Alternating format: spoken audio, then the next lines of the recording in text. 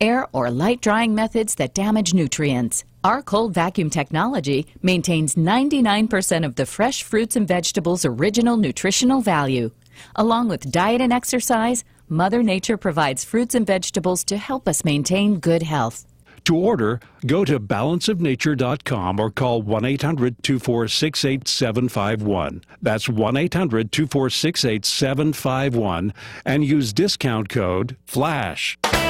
Hi, this is Ron Sedgy, inviting you to join me for The Tonight Show of Radio every Saturday night, 9 to 11 Pacific Standard Time on CRN Digital Talk Radio. Now in our 24th year and well over 19,000 guests, The Ron Sedgy Show live originates from our Universal Radio studios. Celebrities from TV, music, movies, literature, politics, and show business, at one time or another, they all come to The Ron Sedgy Show. So why don't you?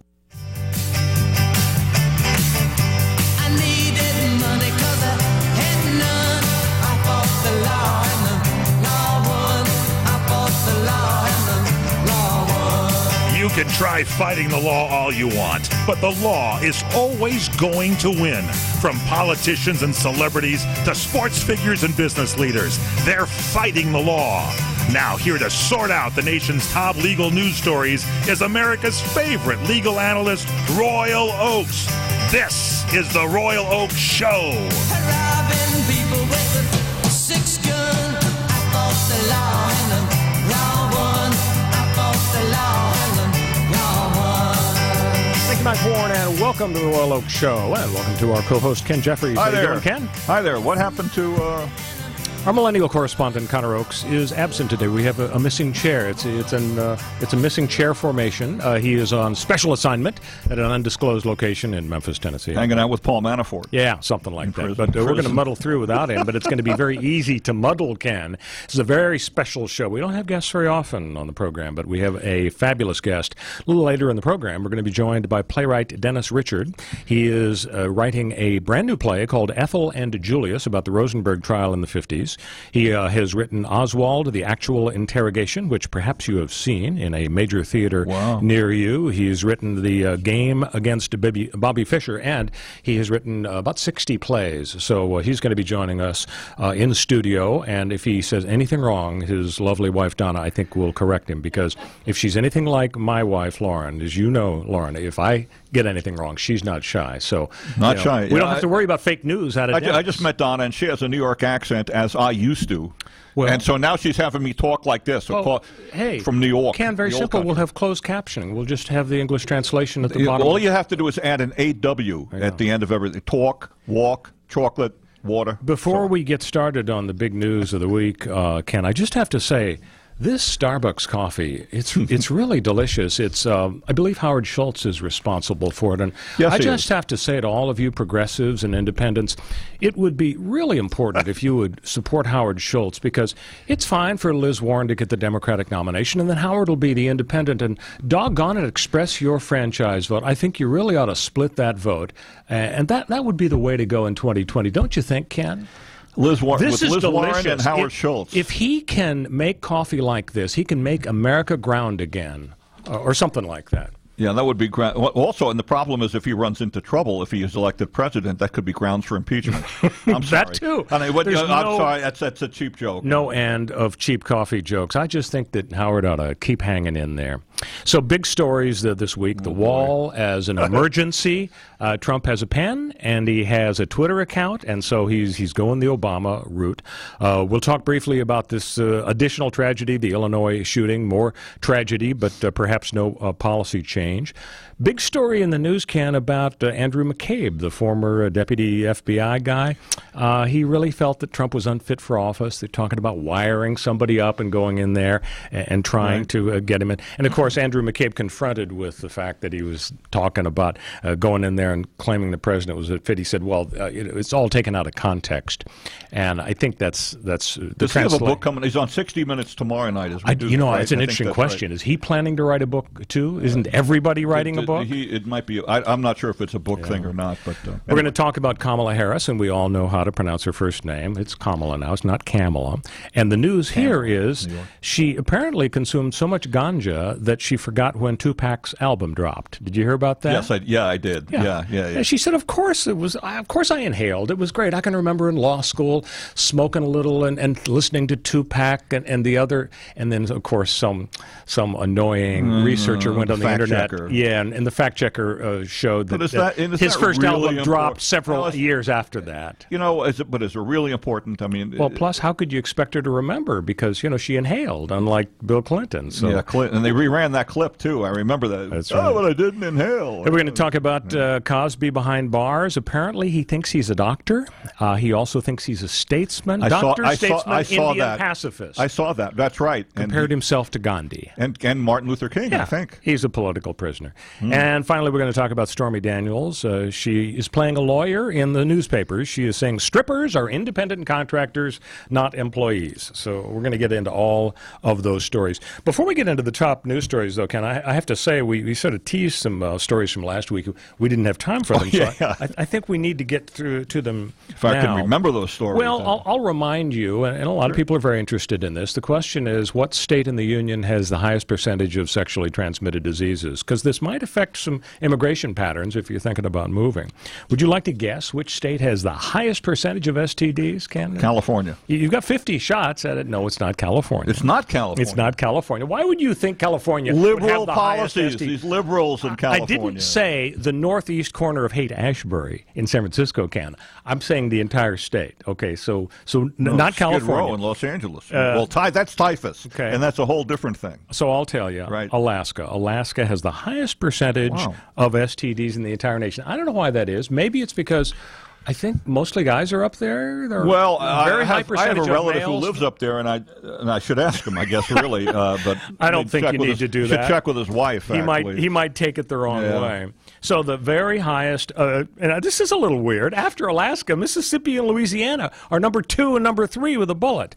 And then South Carolina and New Mexico. Those are the top 5 states in terms of sexually transmitted disease percentages. I don't get it. Do you see a pattern? You're sort of a demographer when it comes to STDs. Does that mean people in the South are dumb and they're Trump supporters? Well, you're going to get letters. You're going to get letters. And people in the North apparently as well.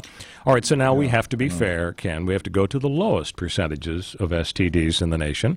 You didn't do so well on the guess before. Would you like to try now? What state has the lowest percentage of sexually transmitted diseases out of all 50 states? Well, it's not New York. We're including not just contiguous, but Hawaii and Alaska. Not contiguous. Well. No. It's the uncontiguous, which is another. Would you like to take a guess? The lowest? These folks really behave themselves. All right, then Hawaii. West Virginia. There's nothing to do in West Virginia. Well, that's a nice thing to say. Which actually you're would get mean letters they should have the from highest Mississippi rate of and Alabama and West Virginia. West Virginia. And this is interesting to me. The next 3 lowest, the very lowest is West Virginia. Vermont, New Hampshire, and Maine.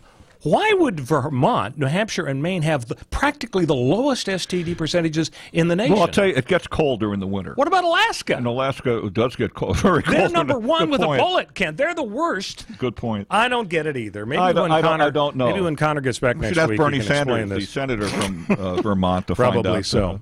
All right, the other loose end we wanted to tie up before we get to the actual important big news stories, Ken Jeffries, is there is a state that is thinking about outlawing cigarettes. And they're serious about it. The way they're going to do it is, some states fuss over what's the minimum age you can go buy cigs, 18, 21, whatever. Well, guess what age this particular state is they're going to ratchet up the minimum age for buying cigarettes to. The age is 100.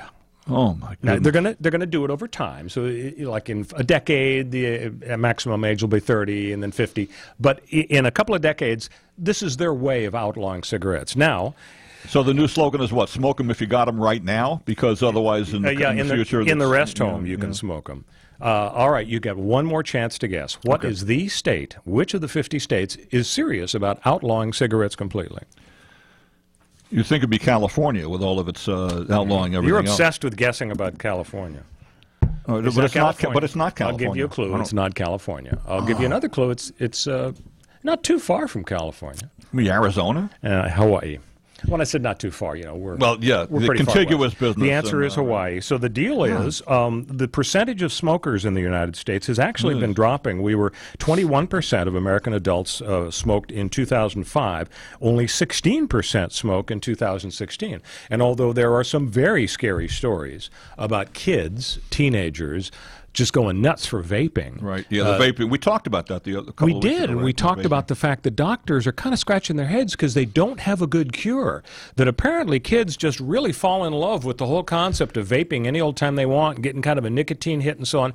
And because it's so new, we don't know if that's going to actually translate into a much higher percentage of 20-somethings just going to regular smoking. Right. Because the worry is that people will say, well, that was kind of fun. I could sneak a vape, when I was in middle school. But now that I'm, working for Amazon, not in New York, thanks to that's another certain issue Congress people, But the worry is that it's going to start ratcheting up the percentage of smokers. So anyway, it's interesting to see that Hawaii, unlike all the other states, really, they're clamping. They want to be healthy. Either they want to be healthy or they.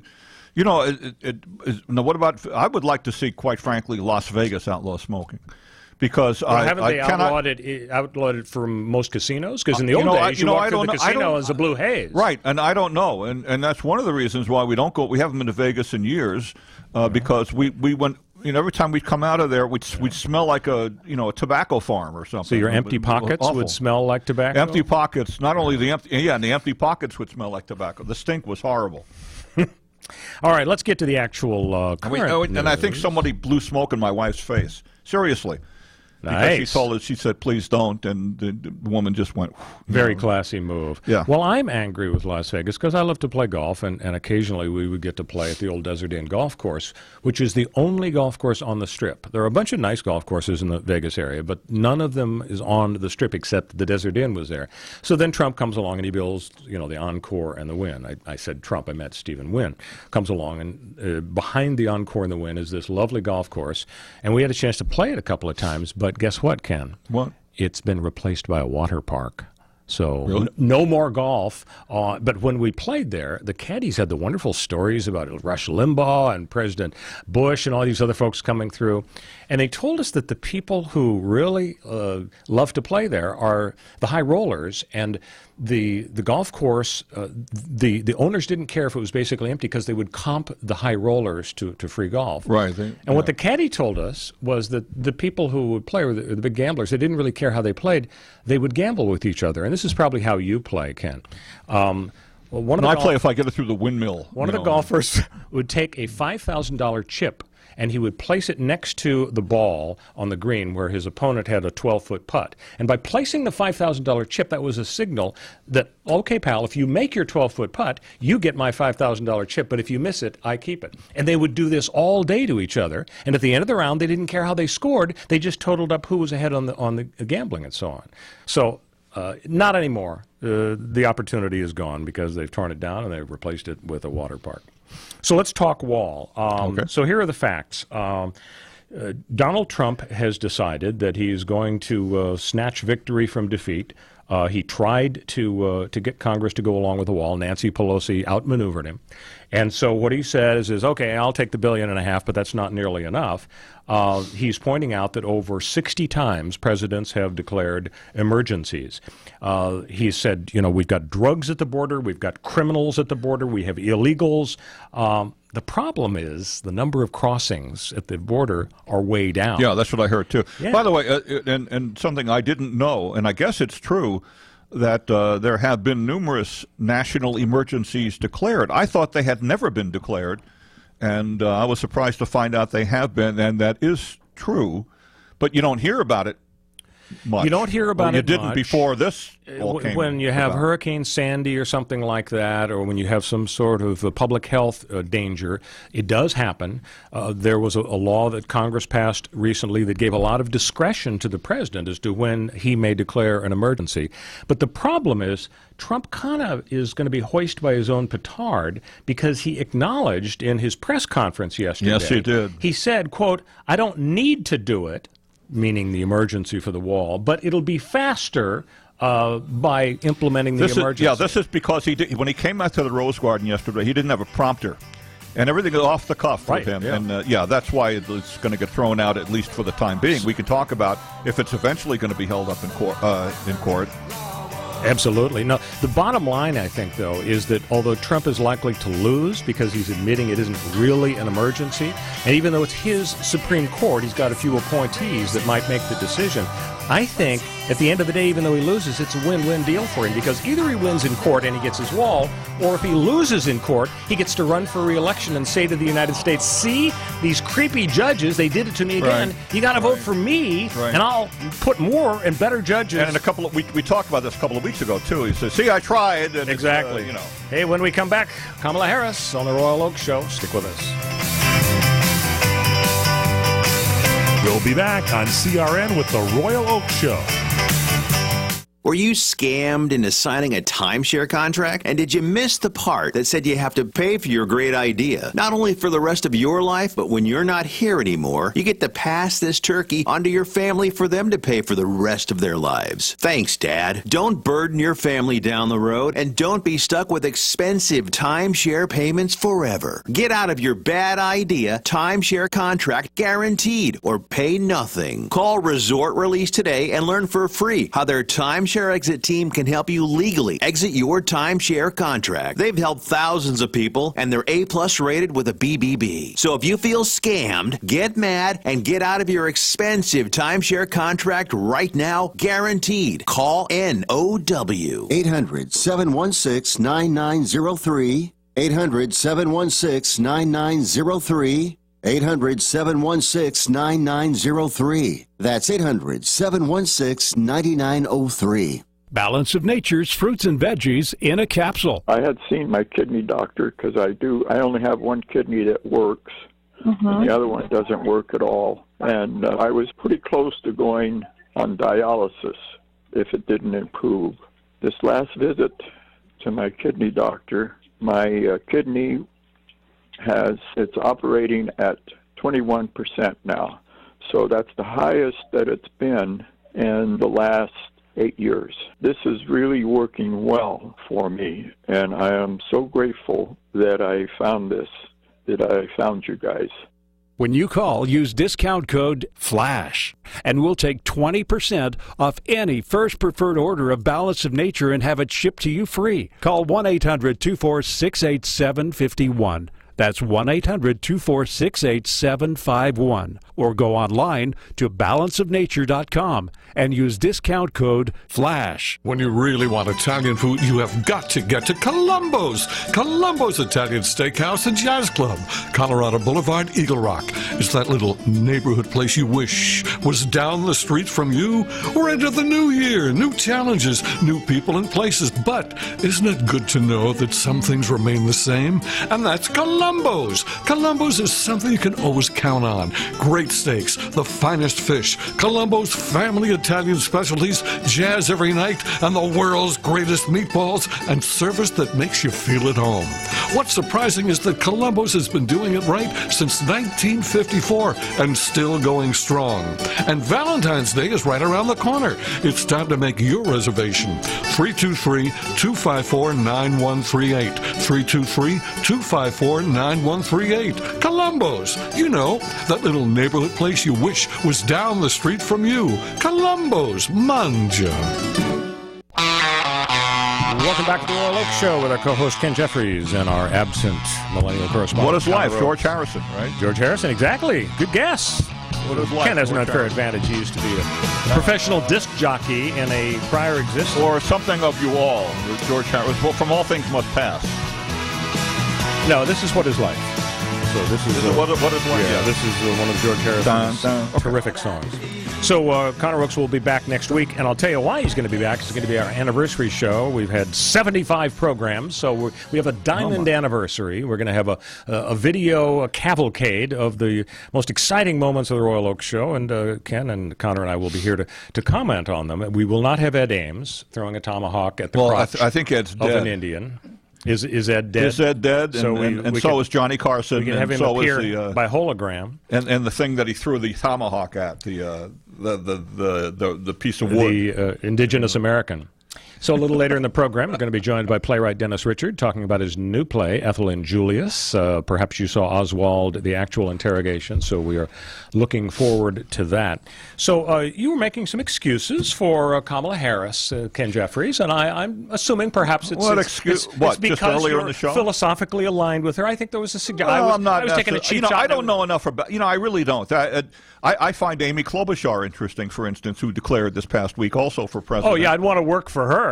Sounds like she's a tyrant. Sounds like she makes Donald Trump. All right, like let me tell you sweetheart. something. Let me tell you something. I know it's a little off topic. Yeah? If she was a man, you wouldn't be saying that. Ken is calling an audible now. We're going off topic about. Okay, now we're done with that. Let's go back to Kamala Harris. Does anyone really care that she never listened to Tupac and she was lying about that? You're sounding a whole lot like Connor Oakes because, as you know, having sat next to him for several flaming shows, liberal Connor Oakes. Well, what Connor always says is whenever we say, well, Hillary isn't likable or Elizabeth Warren isn't likable, his head explodes and he explodes. He says, why, that's sexist, you know. If a woman is assertive, then she's a bitch. If a man is aggressive, then he's assertive. Well, is Trump likable? Well, are you kidding? Nobody likes Trump. Ivanka likes Trump. I'll play whataboutism here. I don't like to play whataboutism, but what about Trump?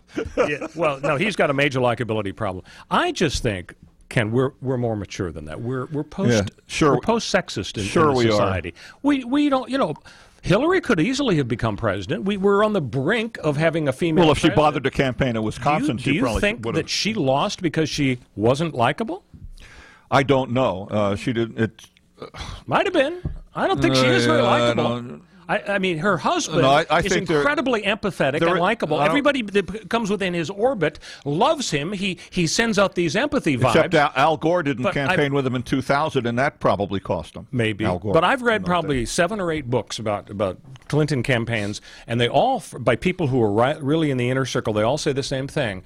Hillary was just very cold. Now, why is it unreasonable to say, well, she's kind of unlikable? Bill is likable. Does that make me a sexist to say those things, or is that just fact? No, but if you get into the Amy Klobuchar, actually, I think I'm mispronouncing. She's the one who's the tyrannical boss. No, is it Klobuchar? Not Klobuchar. Is it Klobuchar? I think it's Klobuchar. We'll just call her Amy Mean Boss. Amy, oh come on. That's what everybody says, Ken. It came out. The story came out the day before she declared to run for president, just as the blackface story came out in Virginia about the governor right after the abortion bill was introduced. It's linked. A quick question, Matt. Can we say blackface on the air? Is that okay? Matt says it's okay. I'm telling in my humble opinion, and it's only an opinion. Can't prove it. I know. But I think that was linked too. There's no such thing. To quote Leroy Jethro Gibbs on NCIS, Mark Harmon, there's no such thing as a coincidence. So let's circle back to the issue of Kamala Harris. She has said, well, of course I inhaled. She said, I listened to Tupac while I was smoking marijuana. She said, it's great. It brought joy to me. She graduated in 1989 from law school. Okay. And so she got it wrong. So she claimed that it happened in law school. And then Tupac's first album dropped in 1991. And then Tupac dropped in 1995. Snoop Dogg's first album was in 1993. So maybe it was probably a mistake. Maybe it wasn't a lie. So we're not going to hold that against her necessarily. Who cares? No, really. Who cares? Especially when, let's just say it was a slight prevarication. Are we going to hold that? Are we going to hold? Against her? No, we're going to hold it against what's her name, Elizabeth Warren. Now this whole Pocahontas. Well, Trump will, but that's another. Isn't that an interesting issue? Somebody ought to take the shovel away from Elizabeth Warren because she's the one that keeps digging herself. Yeah, she shouldn't have taken that DNA. She took the test, and then she starts going to talk to American Indian groups. Just shut up and talk about the issues already, not about Tupac and not about if she's an Indian and American Indian. You know what I mean, Native American. Here's my problem with the lying. You know, I bring up the Kamala Harris thing just because it's sort of fun, as you say. You know, nobody's going to make a decision about that. Somebody made a comment about lying. There are lies that offend you, and they're damn lies. like what Trump says. Like he lies the way he breathes. He is a salesman. Every time his lips move, he lies. But did it really affect you for his lie to come out about the size of the inaugural parade and so on? Now compare that, Ken Jeffries, with lies that do affect you, like Obama saying, oh, with Obamacare, if you like your policy, you can keep your policy. If you like your doctor, you can keep your doctor. So he made a mistake. No, that was 25 times that he said that, and those are impactful lies. When we come back, Dennis Richard, the playwright on Royal Oak Show. We'll be back on CRN with the Royal Oak Show. Beach Hotel, Maui's Hawaiian Hotel. Located in the heart of Maui's premier resort, Kaanapali Beach Hotel is officially recognized as Hawaii's most Hawaiian hotel and the #1 best value in Hawaii. With a range of accommodations and affordable dining options, this is the ideal setting to turn Hawaiian dreams into lifelong memories. Live Hawaiian entertainment every evening, free year-round children's programs, weekly arts and crafts fairs, welcome breakfast, and departure kukui lei ceremonies add to the value. Swim in the whale-shaped pool, indulge in the fabulous spa and hotel salon. Enjoy Hawaiian hospitality at its best at the Kaanapali Beach Hotel. Call 800-262-8450 or go to kbhmaui.com. That's kbhmaui.com. Aloha. Kaanapali Beach Hotel, Maui's Hawaiian Hotel. Hi, everybody. Michael Horn from CRNTalk.com. You know, we provide you with the best in talk radio. 8 channels of talk radio, from radio on the left, radio on the right, sports talk, business talk, religious talk, Spanish talk, you name it, we've got talk radio for you. All at CRNTalk.com. Well, now we'll bring you video as well as audio. That's right. Watch your favorite shows like The Robert Conrad Show, The Fred Dreyer Program, What's Cooking Today, What's Cooking on Wine, The Lounge, and so many other shows in video right at our website, CRNTalk.com. You can also watch us on Roku. Just search CRN Talk, and you can watch us on Roku on any TV anywhere in the world. Also on Facebook Live. Go to Facebook.com/CRN Digital Talk. Facebook.com/CRN Digital Talk. Roku, search CRN Talk. Check us out on Tiki Live and at CRNTalk.com. Video for you talk fans, all from CRN Talk.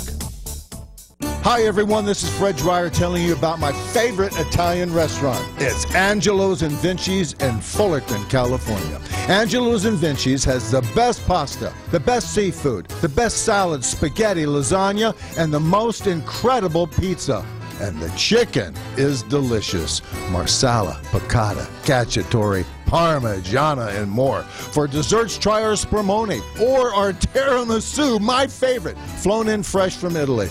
And the cannolis and the zeppolis are out of this world. Open for lunch and dinner, and don't miss the Sunday champagne brunch. Just $21.95. Are you kidding? It's all up the road from Disneyland at 550 North Harbor Boulevard in Fullerton, California. Angelo's and Vinci's, like Michelangelo and Leonardo da Vinci. Call 714-879-4022 or visit us online at angeloandvinci's.com. What are you going to do with your old car? You can try selling it, you could junk it, or you could donate it to Heritage for the Blind. Your car will be towed away for free, and your donation is tax deductible. Just call 1-800-785-9618. Heritage for the Blind accepts cars, vans, trucks, and boats. It doesn't matter if your vehicle runs or not. It will be towed away for free, and you'll be supporting those that need help. Heritage for the Blind is a nonprofit organization that helps the visually impaired live fuller lives. Call right now to donate your car, and as a special thank you for calling, you'll receive a free 3-day vacation voucher to many exciting locations. Call Heritage for the Blind right now, 1-800-785-9618. Donating is easy, and your vehicle is towed away for free. Plus, you'll get a free vacation voucher. Call now, 1-800-785-9618. That's 1-800-785-9618. Welcome back to the Royal Oak Show. Our co-host Ken Jeffrey, absent millennial correspondent Connor Oakes, who will be back next week for our anniversary show. So we are delighted to be joined by Dennis Richard, a playwright. He has written Ethel and Julius about the Rosenberg trial. He has written Oswald, The Actual Interrogation, about Lee Harvey Oswald, The Game Against Bobby Fischer, and about 60 other plays. And I've had the pleasure of knowing Dennis for a few decades in the business context, and then I was delighted to learn about his second career as a playwright. So Dennis, welcome to the program. Thank you. Real pleasure to be here. Thanks for having me. What a fascinating journey you've had from a successful entrepreneur, a broadcaster, businessman in the insurance and other fields. How is it that you were able to scratch that itch and become a playwright as well? Well, playwriting for me goes back to 1972, and I've been writing since then. I've written almost 60 plays, And it's the same force for writing that I have in the business world. I do them all at the same time. I love the fact, because I'm a pop culture and U.S. history buff, I love the fact that, I mean, the subject matter you've picked, the Bobby Fischer story. I mean, when I was in college, it was just an obsession following Bobby Fischer against Spassky. I mean, it was kind of like the O.J. deal. People, even though obviously nobody could, you could barely tell how a rook moved versus a knight, but still, we got caught up in it. And then Lee Harvey Oswald, I was stunned to learn through reading your play and further about it. The Dallas cops didn't record. They didn't take notes. No formal record of the interrogation. There's a reason for that. They ordered a tape recorder. It had not come at the time of the assassination. Can you imagine? Yeah, can you believe that? No, Jim Lavelle, I spoke to him, who was the a little closer to the fellow who was handcuffed to Oswald in the morning Jack Ruby shot him. He came as my guest of honor for the... Was he the guy in the white hat in the pictures? Yes, correct, yeah. When my play was in Fort Worth, Jim was my guest of honor. And I asked him, Jim, how come? No recordings, no? He said, we had ordered the tape recorder. Wow, just incredible. Yeah. And so now you have written Ethel and Julius. I have read the draft of the play. It's a work in progress, and it's remarkable. I hope when you finish it, it hits with a huge splash.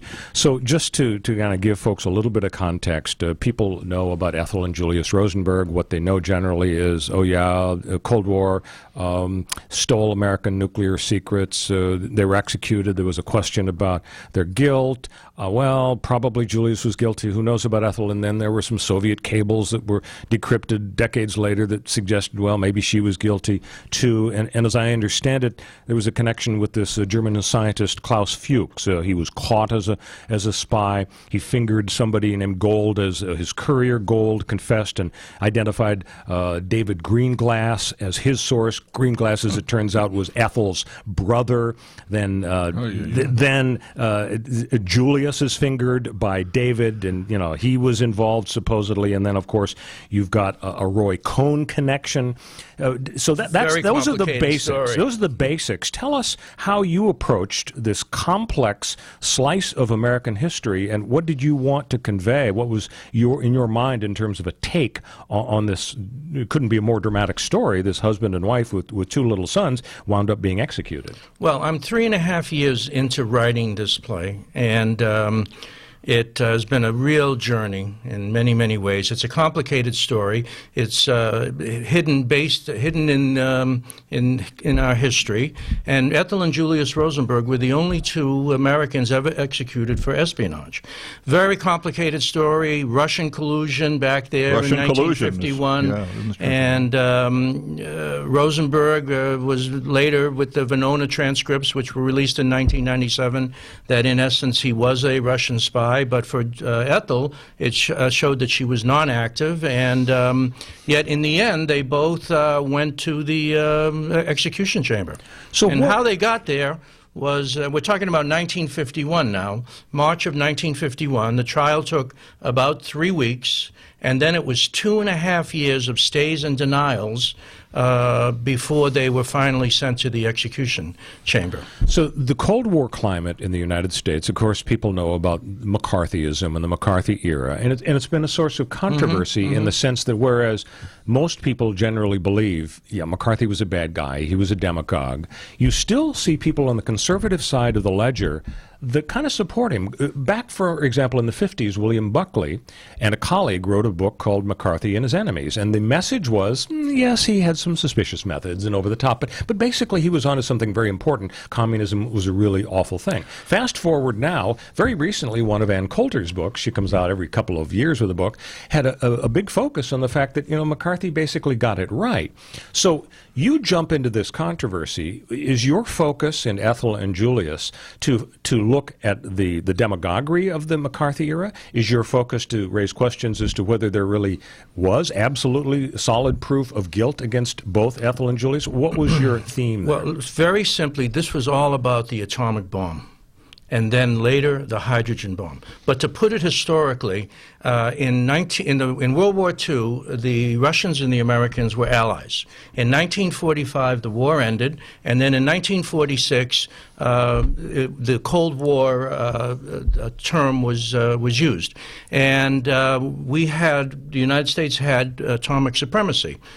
So all that was going on, and at the same time, a dead body of a Russian soldier was found on the battlefield, and it contained a notebook. And in that notebook was a Russian code that took the United States Army 2 years to decode. When they did finally decode it, all of the Russian spies were there, and certainly at the top of the ring in New York City was Julius Rosenberg. But understand, from 1945 on, we had supremacy in theory of nuclear supremacy. However, in 1949, the Russians detonated their own atomic bomb, which then led Truman to say, we, the United States, are now going to put Mike into action, and Mike was the hydrogen bomb. Now, what is that? Is it M-I-K?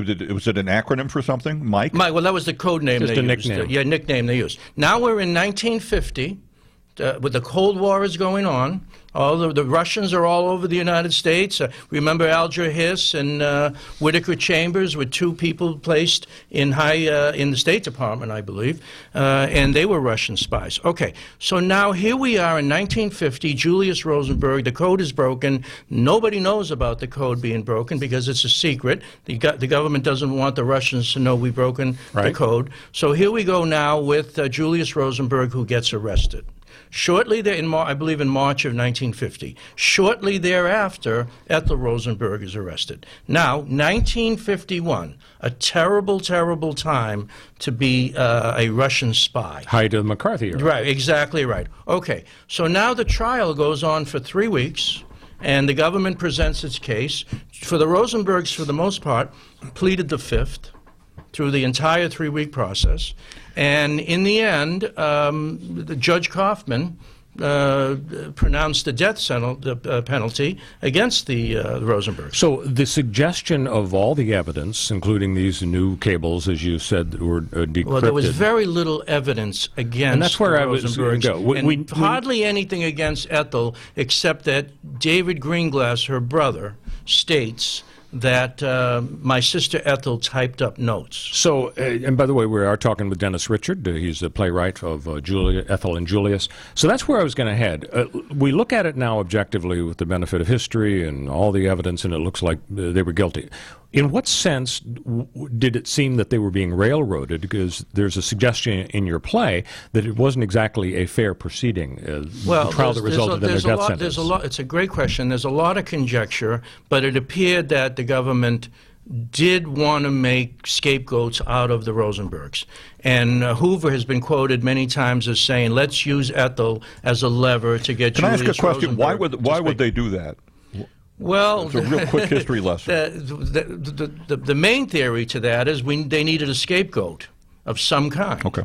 Okay, but again, a lot of this is lost in history, and there are many, many variations and stories about it. But essentially, were they railroaded up to the point in which they were pronounced guilty by a judge who technically could not even pronounce that guilty plea because of the Atomic Energy Act of 1948 or 49? Okay, then there's the whole issue of anti-Semitism.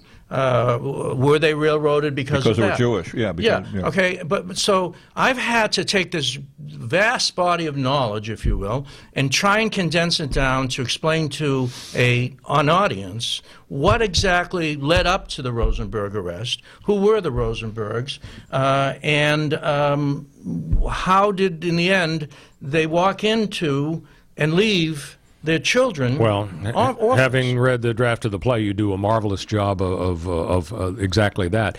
Let me ask you about the issue of them possibly saving their lives, because you touch in the play on the idea that the government went to them after they'd been pronounced, given the order of death. Well, you can save yourself if you play ball with us, and they didn't.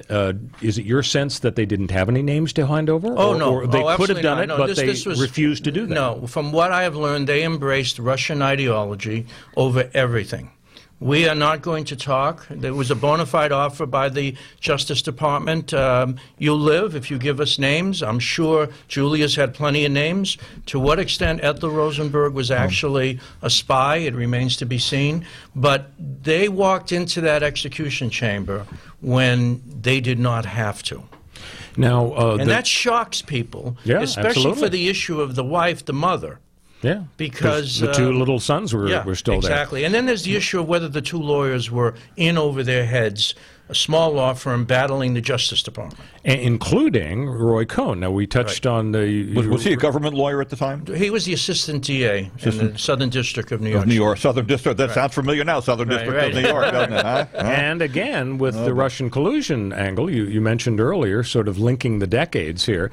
And Roy Cohn is kind of a Zelig figure that you're popping up anywhere and everywhere in history because, as we know, Roy Cohn for years was Donald Trump's fixer before Michael Cohen came along. Right. Before that, he was the prime aide for Joe McCarthy, and of course is seen right there in the famous 1954 Army McCarthy hearings, where McCarthy was exposed to the world as a demagogue, and Cohn is there whispering and so on. But before that, before McCarthy, I didn't realize until reading your play that he was involved in pushing the prosecution of the Rosenbergs. It's sketchy from what I've been able to find about Roy Cohn, but Roy Cohn has stated that he was responsible for convincing Judge Kaufman to issue the death sentence on the Rosenbergs. What's that about? How does the district attorney convince the judge to do that? It's an ex parte situation. Yeah. For sure.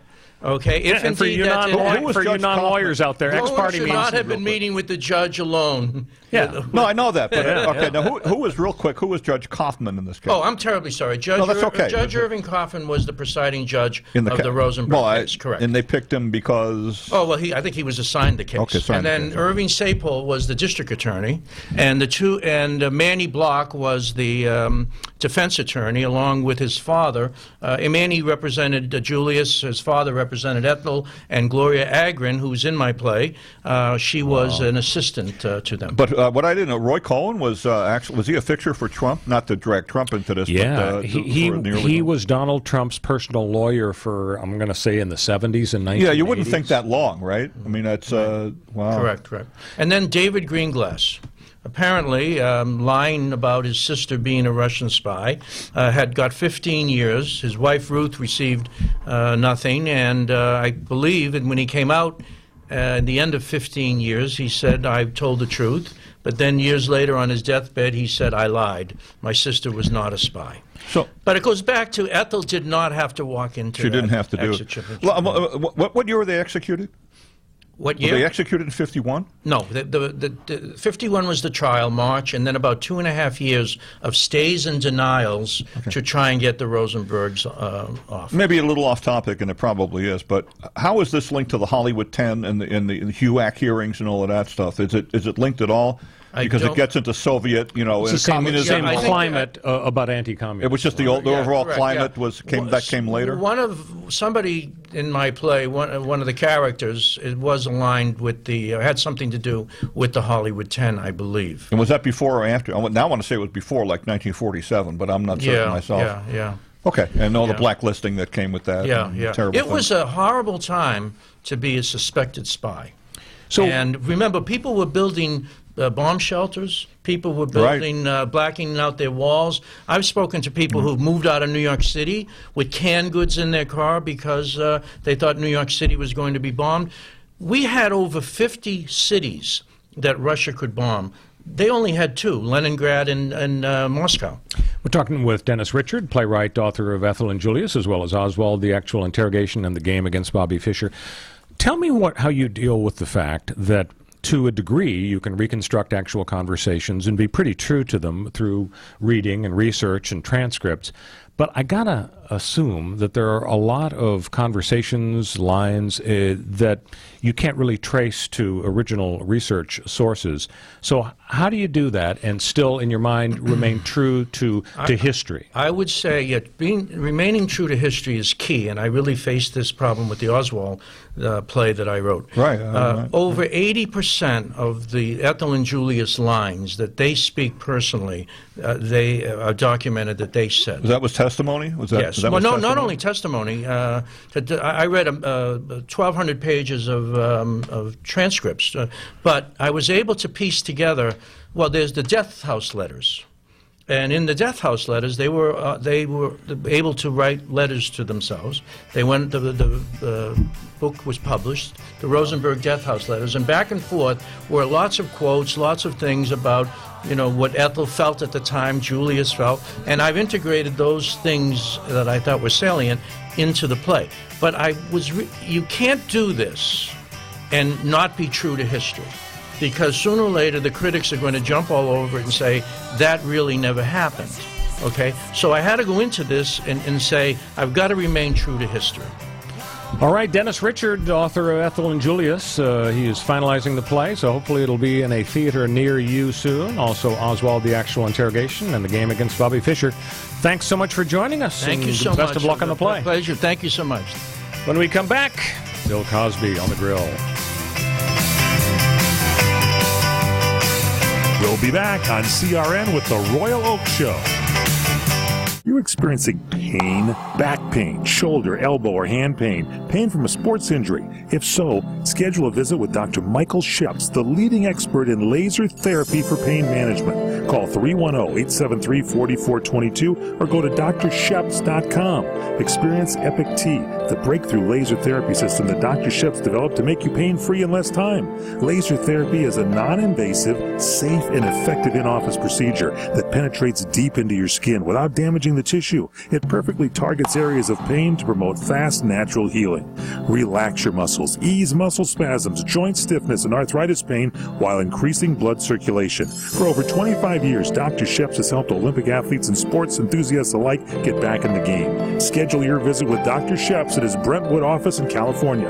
Call 310-873-4422 or visit drsheps.com. That's DRSHEPS.com. 310-873-4422. Hey Lorraine, do you realize that your mother, my mother-in-law, Chef Maria, has been serving Las Vegas since 1949? Yes, I do, Dennis. That's when she first met Howard Hughes, who fell in love with her cooking. And in 1955, she opened her first restaurant on Fremont Street. Yes, dear. And another great customer was Liberace. Wow. Then in 1962, while Frank Sinatra and the Rat Pack were causing global excitement on the Las Vegas Strip, your family opened their second restaurant. And in 1972, Elvis Presley began electrifying Las Vegas audiences and eating in our restaurants. You know, Lorraine, this is quite a town. There's only one Las Vegas. And there's only one Bootlegger Italian Bistro. Folks, when you're in Las Vegas, come visit us. We'll make you feel like you're part of our family. The Bootlegger Italian Bistro, conveniently located at 7700 Las Vegas Boulevard, South Strip.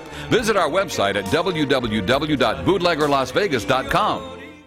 Balance of Nature's fruits and veggies in a capsule. I believe that your company has the answer, because I've been through cancer treatment and knowing what it does to the body, and oh my, if that's all that medical science has to offer, there must be a better way. And I think the better way is knowing what to eat and getting it. I do notice that I have less inflammation. I feel like when I'm taking Balance of Nature, I'm getting fruits and vegetables more than what I would ordinarily get. I like when I open up the bottles, you can really smell the fruits and vegetables. I mean, I know I'm getting fruits and vegetables. When you call, use discount code FLASH, and we'll take 20% off any first preferred order of Balance of Nature and have it shipped to you free. Call 1-800-246-8751. That's 1-800-246-8751. Or go online to balanceofnature.com and use discount code FLASH. Welcome back to the Royal Oak Show. We're back with our co-host Ken Jeffries. And gosh, that was fascinating. I can't More wait George till... Harrison. Yeah, this is a theme show, just like Merv Griffin. I can't wait till Dennis Richard finishes up Ethel and Julie. Well, that sounds really good. He was a great guest, too. Yeah, I want to see. And, you know, in the play, there are a couple of radio and TV announcers, Ken, and with your background as a radio and TV announcer, I think we ought to try to get Dennis to, okay. At least, you can read for the part. Okay. We'll so I have to audition now? Is that okay? I'll be Ed Murrow. How about that? But now you're like De Niro. You don't want to audition. You just want the part, right? The fault is in our stars, not in ourselves. That's right. That was the Ed Murrow See It Now. That's right. Great McCarthy reference. Yeah. So Bill Cosby, I think he's losing it behind bars. He was sentenced to 3 to 10 years in prison back in September after being convicted of drugging and sexually assaulting Andrea Constand. Apparently, he is pretending to treat patients behind bars. He believes he's learned a lot about how to cure people, and after playing Dr. Huxtable for 8 years he on the did play a Cosby doctor Show. on TV. That's the thing, yes, he did. Ken, yeah. Yep. He is accepting appointments from inmates to help diagnose anything from a cold to obesity. What? That I didn't Apparently hear. he says, yeah, you're fat and you're sick. You know, he diagnoses these things. Want a second opinion? Okay, you're ugly, too. He wears a bed sheet like an apron to make his character seem that much more real. His publicist, Andrew Wyatt, says the disgraced actor does have in-depth discussions about getting better nutrition for the residents. He calls them residents, like it's an old age home or something. Well, they are residents. And he is old.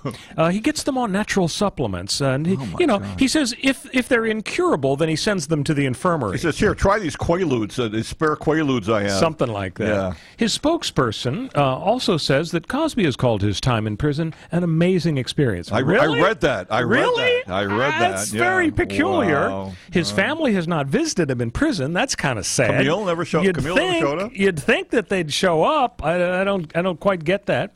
Says Cosby has no remorse. He will never have any remorse. He continues to blame the district attorney and the judge for his situation. He has a single cell. Other inmates are assigned to help him throughout the day, given his age and disability. It sounds like he's got a prison valet, which reminds me a little bit of the story you may have heard about Phil Spector. After they finally convicted Phil after 2 tries for manslaughter, he's sent up to Corcoran State Prison. And so he's sitting in his cell first day trying to get used to the whole situation. And the guard shows up with a note. And the guard hands him, "This is for you, Mr. Spector." Opens it up. "Oh, welcome to the prison. I hope that the time is acceptable here. I am such a big fan of yours. I'm a huge music fan. I hope we can get together and talk about music. Signed, Charles Manson." He got a personal note his first day at Corcoran State from Charles Manson. Like, welcome to the club. Here. Yeah, and so my question is... Manson will always remember, Manson was friends with the Beach Boys and all that stuff. He was a guitarist and he wrote music and so on. But my question is, do they have concierge service in state prison Apparently now? they do. Yeah. Well, they not only have concierge service in the sense that they deliver the notes. Did you hear about the dental story about Phil Spector? So about a week into his incarceration at Corcoran State, after he and Chuck have talked music, he's got a root canal thing. So he says, "My good man, my dentist is in Toluca Lake. I'd like to get down to him." And so they took him down there. Did you know that if you've got the bucks and if you're in prison, you can pay for the security folks to take you in a van to your dentist or you know what? doctor? I think I heard that. Yeah. And it's like, oh my God. It's very strange. So the postscript on Bill Cosby, it's bad enough that he's pretending to be a doctor, Ken. He has kind of a highfalutin image of himself. He says, "My political beliefs, my actions of trying to humanize all races, genders, and religions landed me in this place surrounded by barbed wire fencing, a room made of steel and iron. So now I have a temporary residence that resembles the quarters of some of the greatest political prisoners, Martin Luther King, Mahatma Gandhi, Nelson Mandela." Right? Wow. Yeah. Bill Cosby is comparing himself to Martin Luther King and Gandhi. So he's a doctor, he's an Indian pacifist, he's a statesman. This is very, very peculiar. Yeah, he's an inmate. Yeah, I just don't know what's going on with the guy. I think it sounds like he's sort of lost it. Well, this was a terrific show. It was great to have Dennis Richard on the program. When Ethel and Julius comes out, folks, you got to check it out. And please be with us next week. We're going to have our 75th anniversary show with Ken and Connor and me on the Royal Oak Show. See you then.